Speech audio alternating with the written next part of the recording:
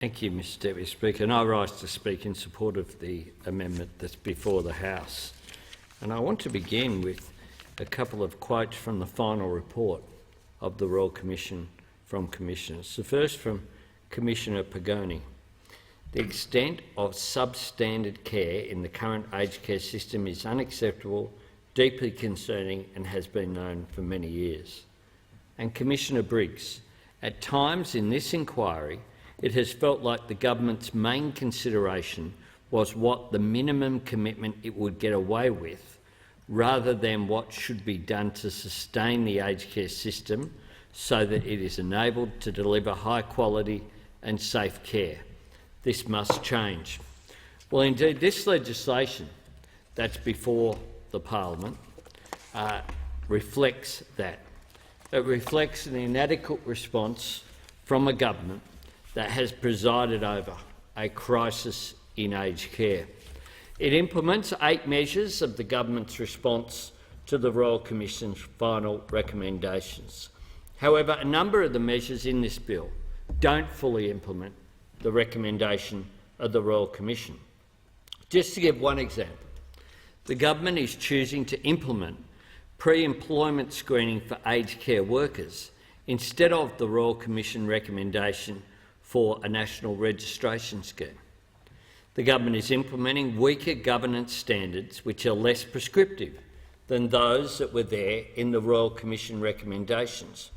And the bill excludes the Royal Commission recommendations on removing freedom of information exemptions for aged care providers, with the government claiming this is still under consideration.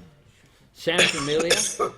Is there any area whatsoever where this government supports transparency? Here you have Royal Commission making clear recommendations on removing freedom of information exemptions for aged care providers. Now, why would you want to do that? You'd want to do that so that the families of their loved ones can find out what's going on in aged care. The idea that you have exemptions from freedom of information legislation in aged care is just absolutely extraordinary. And I find it beyond my comprehension how this government could come with this legislation and not dealing with this, but saying it's still under consideration. This is another thing they'll get to in their 4th term. This government has been in office for 3 full terms. They're in the pre-caretaker period of their 3rd term, and here they're saying, well, no, we'll get to it down the track. They say that when they were dragged kicking and screaming towards, of course, calling the Royal Commission that Labor called for consistently under my predecessor, the member for Maribyrnong. And it is little wonder that they resisted the Royal Commission for so long, because the interim report of the Royal Commission said it all in the title. One word: neglect. A one-word title that's an indictment on a rich country like Australia, caring for the very people who made this country rich, the very people whose shoulders we stand on, who are deserving of dignity and respect in their later years. But here's what that interim report found. It said, "We have found that the aged care system fails to meet the needs of our older, often very vulnerable citizens. It does not deliver uniformly safe and quality care for older people. It is unkind and uncaring towards them. In too many instances, it simply neglects them." Just extraordinary. It said this, the interim report of the Royal Commission, not the Labor Party, not any political analysis, but objective Royal Commissioners appointed by this government. This is what it said also. "We've been told about people who have walked into an aged care residence, failed but in relatively good spirits and mentally alert, only to die a few months later after suffering from falls, serious pressure injuries and significant pain and distress. We have seen images of people with maggots feeding in open sores, and we have seen video and photographic evidence of outright abuse. They also said this: the combined impact of the evidence, submissions and stories provided to the Royal Commission leads us to conclude that substandard care is much more widespread and more serious than we had anticipated. So these are the words of Royal Commissioners who were appointed on the basis of an acknowledgement that there was a crisis in the aged care sector, who went into it, and when they examined it, they found that it was far worse than they had anticipated. They went on to say that the following issues have been brought to their attention of the Royal Commission. To quote the interim report, inadequate prevention and management of wounds, sometimes leading to septicemia and death. Poor continence management. Many aged care residents don't encourage toilet use or strictly ration continence pads, often leaving distressed residents sitting or lying in urine or faeces. Dreadful food, nutrition and hydration, and insufficient attention to oral health, leading to widespread malnutrition, excruciating dental and other pain, and secondary conditions. They went on to say this: the Royal Commission heard compelling evidence that the system designed to care for older Australians is woefully inadequate. Many people receiving aged care services have their basic human rights denied. Their dignity is not respected and their identity is ignored. It most certainly is not a full life. It is a shocking tale of neglect. Just think about that. Their dignity is not respected and their identity is ignored. A powerful clarion call to action. And what do we get from this government? A government that said at this time last year was saying that aged care, because we knew from overseas experience, was particularly vulnerable to the COVID pandemic, and yet we still don't have all of our aged care workers being properly vaccinated. We still don't have all of our aged care residents being looked after.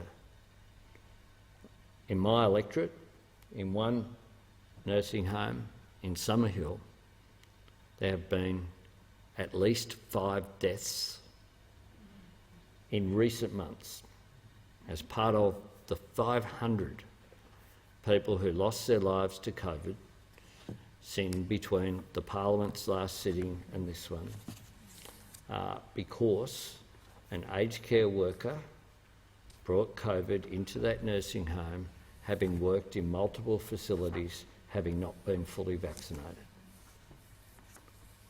And every resident of that nursing home ended up in hospital, many of whom lost their lives. I'm not quite sure how this government that's so triumphant reconciles the fact that these were known what needed to happen and just failed to deliver.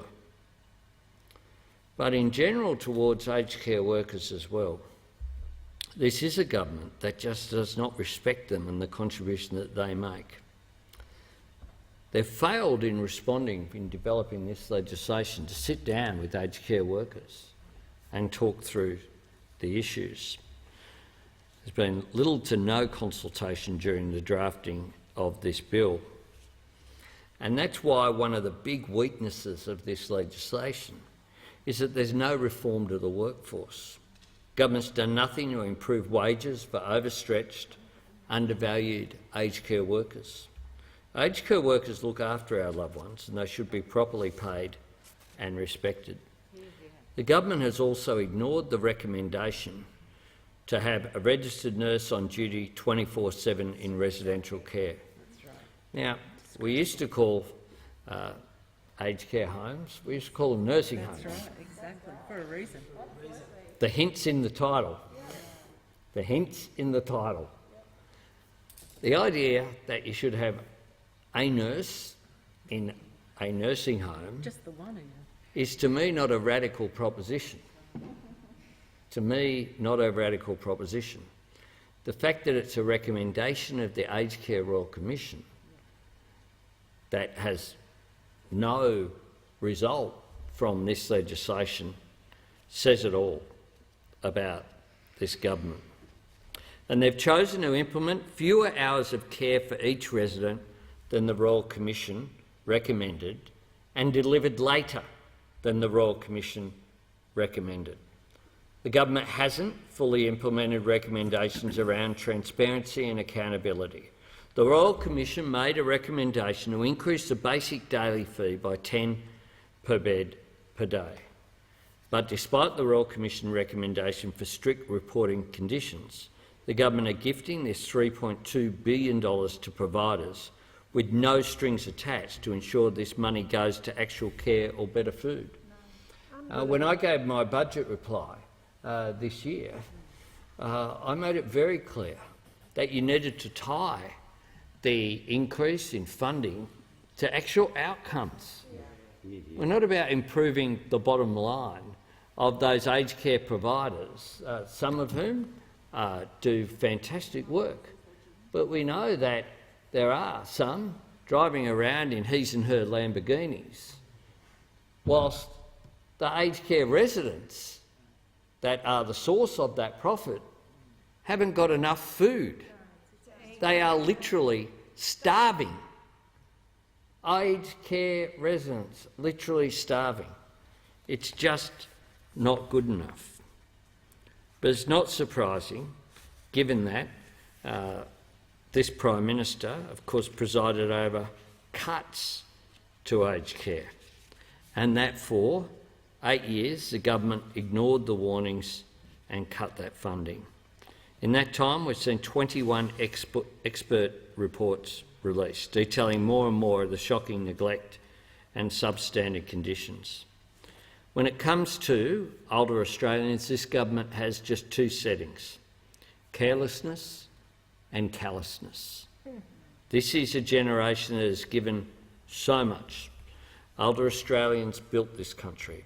They deserve to be supported and looked after. What they've got from this Prime Minister and this government is contempt and neglect. A government that has turned their back on them. They've had 8 years to fix this, and it's just got worse. Aged care residents with maggots crawling in their wounds and residents left malnourished. Giving them another 3 years won't fix aged care. Older Australians cannot afford another 3 years of neglect. We have an alternative plan, consistent with our approach of a better life for Australians, a better life that gives a move towards universal provision of childcare for our youngest Australians and dignity and respect for our oldest Australians. They deserve nothing less. A government, though, that denies a problem until there's an absolute crisis and then always acts too little, too late. It's the same pattern. It doesn't matter whether it's bushfires or the supply of vaccines or the response to climate change. It's always the same pattern.